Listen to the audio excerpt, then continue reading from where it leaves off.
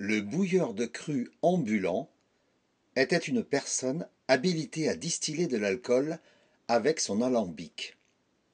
Il était possible de distiller de l'alcool avec quasiment tous les fruits, de la poire, de la pomme, de la cerise, de la prune et, dans le cas de Haute-Goulaine, surtout du raisin.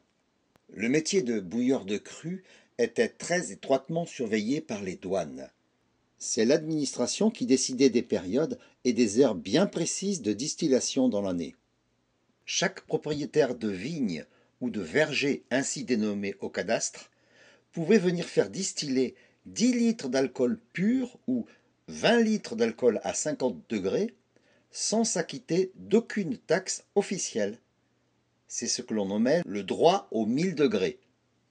Les personnes qui voulaient faire distiller des fruits et qui ne possédaient pas ce privilège des 1000 degrés devaient donc payer une taxe dès le premier litre d'alcool. Une déclaration devait être faite à la Direction générale des douanes.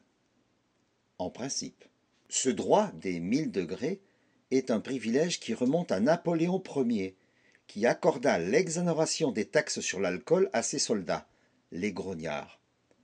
Ce privilège fut ainsi transmis de génération en génération jusque dans les années 60, où l'État décida de la non-transmission après le dernier vivant. Ghislaine et Auguste se souviennent du bouilleur de cru itinérant de Haute-Goulaine. Mon prénom, je m'appelle Ghislaine.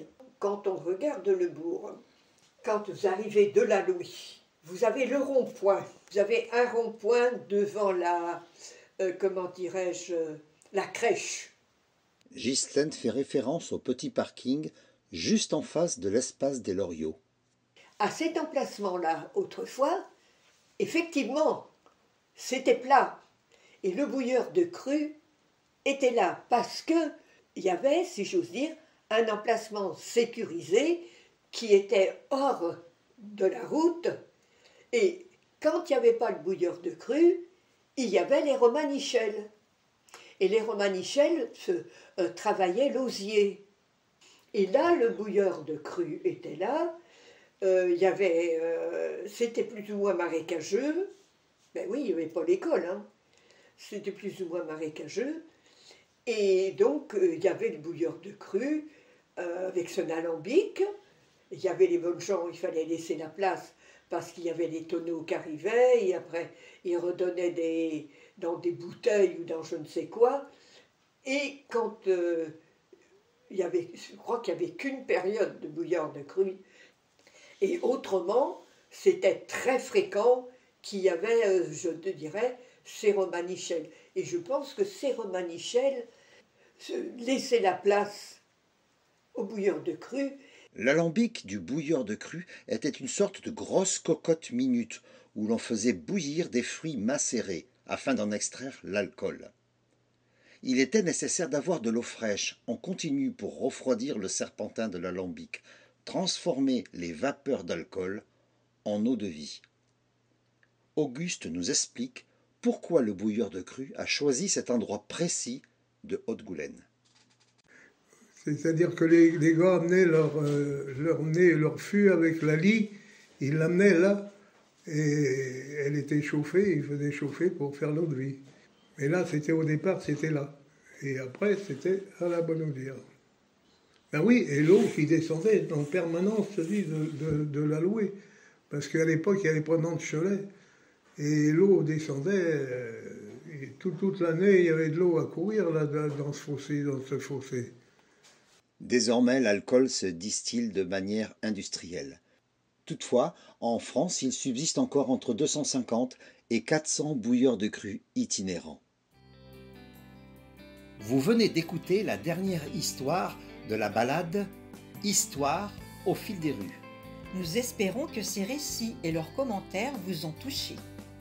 Merci André, Auguste, Ghislaine et Marguerite. Merci Jean-Claude, Serge, Claude, Mijo et Jean. Merci d'avoir fait confiance aux collecteurs Laurence et Pascal en ouvrant votre mémoire pour partager vos souvenirs et créer ainsi un lien d'affection. Merci à la municipalité qui a permis de faire aboutir ce parcours de balade sonore. Merci à l'association Globe Conteur pour l'accompagnement à la réalisation citoyenne de ce projet. Merci au Fonds d'appui pour le territoire innovant senior qui a permis au projet d'être co-créé avec toutes ces belles richesses humaines. Merci à l'artiste Pierre Verdon des ateliers Parade pour l'animation d'ateliers intergénérationnels artistiques autour de la cartographie. Merci aux enfants du périscolaire ainsi qu'aux témoins qui y ont participé. Merci à Olivia Pichon de Médiaterre pour la valorisation en images de ce beau projet. Merci aux musiciens goulénais du groupe Dacapo pour la composition des jingles. Pour finir, nous souhaiterions vous dire, osez solliciter vos proches, vos voisins. Leurs mémoires sont des trésors qui ne demandent qu'à être révélés. Des cadeaux inestimables pour mieux comprendre nos passés et bâtir le monde de demain. Aldous Huxley a dit « Les souvenirs d'un homme et d'une femme constituent sa propre bibliothèque ».